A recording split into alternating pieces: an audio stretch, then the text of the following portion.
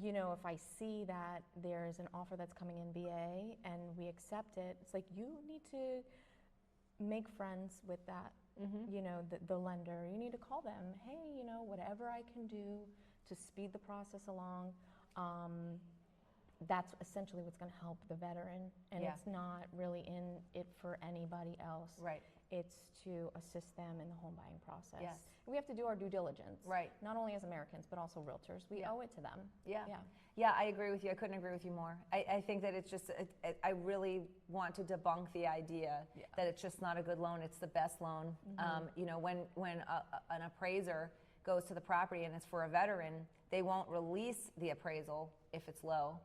They give the agents an opportunity to show additional comps or support value. Right. I mean, and the VA loan is the most lenient loan. I mean, the VA gives the most lenient guidelines to be able to help as many veterans as possible become homeowners. So, you know, just not having that, it's just an old myth that the seller has to pay extra and all this other stuff that goes along with it. It's property related. There's very few things property related that have to do with VA loans. If it's a safety issue, it's going to be a safety issue on any loan, not just the VA.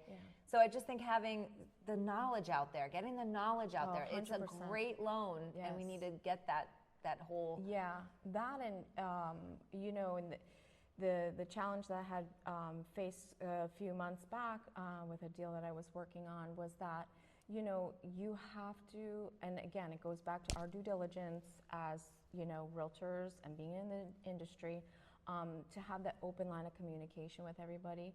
There were things that was kind of like, oh, well, we're going to request that doesn't happen, or we're going to talk to the VA about it. And it's like, it's for the betterment of the veteran at that point. You know, if they're asking for a document, just give it to them. Yes. Yeah. Right. You know, like if they're asking for that piece of paper, just give them a piece Even of paper. Even if it did take a second more, let's do it. Right. Right. Because it's a veteran. Essentially, right. If you're representing the seller, you want to make sure that your seller is getting, you know, the maximum amount of return on their investment, but also too that the veteran, if they're the buyer, that they are getting a safe and sufficient home. And a lot of times I think we stand in our own way with that. You know, we see the VA and it's like, oh God, no. Yeah.